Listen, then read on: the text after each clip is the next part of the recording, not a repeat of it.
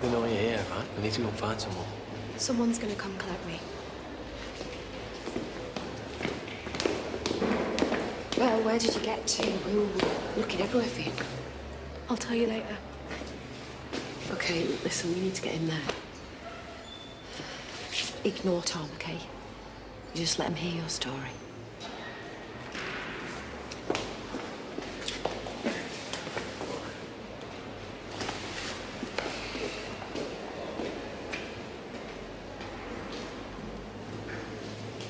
Mrs. King, we're ready for you.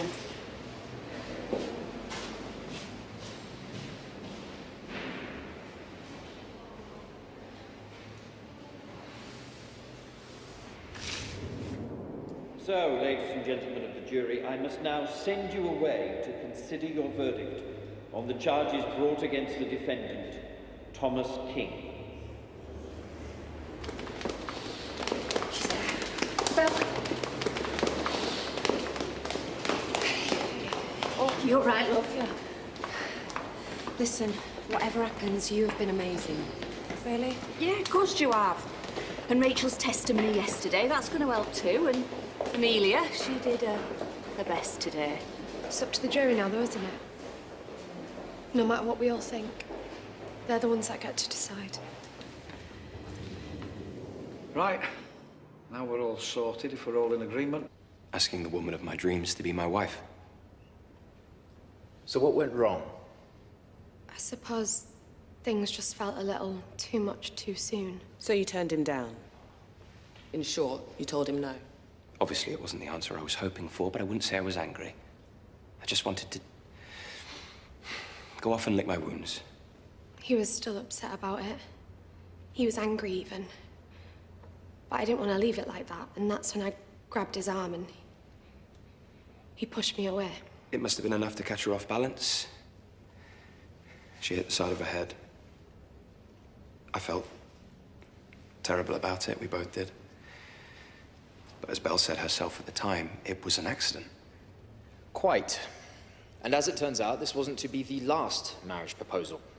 Only next time it would in fact be Mrs. King getting down on one knee.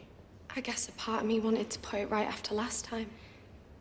Because I turned him down. And I loved him. And he loved me. Or at least I thought.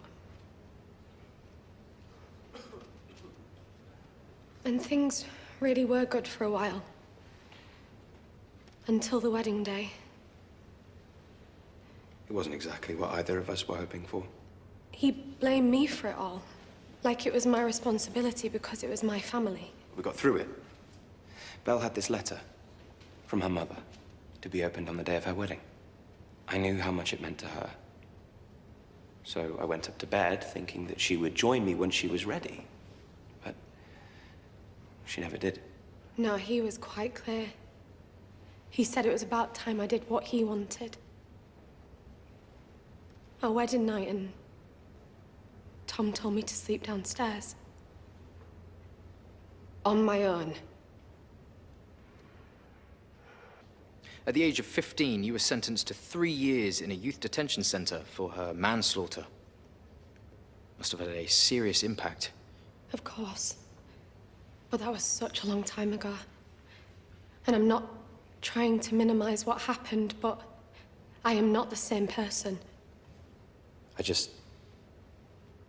I couldn't connect that history of violence to the Belle I knew and loved. Of course I was worried how he might react. And yeah, maybe I should have told him sooner, but it was never my intention to not tell him. Belle explained that she'd been on medication since the diagnosis. And though there'd been some ups and downs, she was confident that the medication was at the right level and working. And I took that to mean that the violent episodes had ceased and everything was okay. I believed her. I had no concerns about my medication at this point. It's been quite some time since my last lapse, and even if I did, my mental health team, they were just a phone call away. But there were occasions where I think maybe she would forget to take a medication. She could be pretty up and down. moody, forgetful, argumentative. I tried to be as patient and understanding as I could be, but it was taking its toll. I never forgot to take my medication. It was too important. That's what I thought until I found out that she was still taking the pill. To say I was upset would be an understatement. Trust is everything in a relationship. But to claim I held her hand under a scalding hot tap... I'm sorry, no. He knew the tap was hot. I told him to stop that. It was burning me. The moment I heard her scream, I reached across to turn off the tap, but it was already too late. Clearly, neither of us had realized just how hot the water was. And he made out like it was all my fault. Like he hadn't deliberately just scalded my hand, but he had.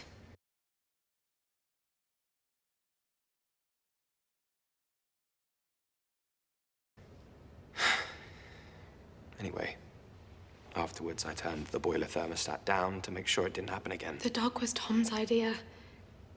I didn't even want a dog. Not at first. He set up a camera in the house to keep an eye on Piper whilst we were out. But he was also using it to listen into my conversations when he wasn't there. And when I found out,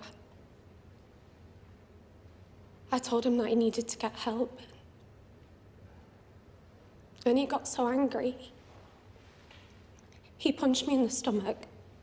I did not hit her. Simple as that. Just a lot of shouting, mainly from Belle. The 23rd of May this year.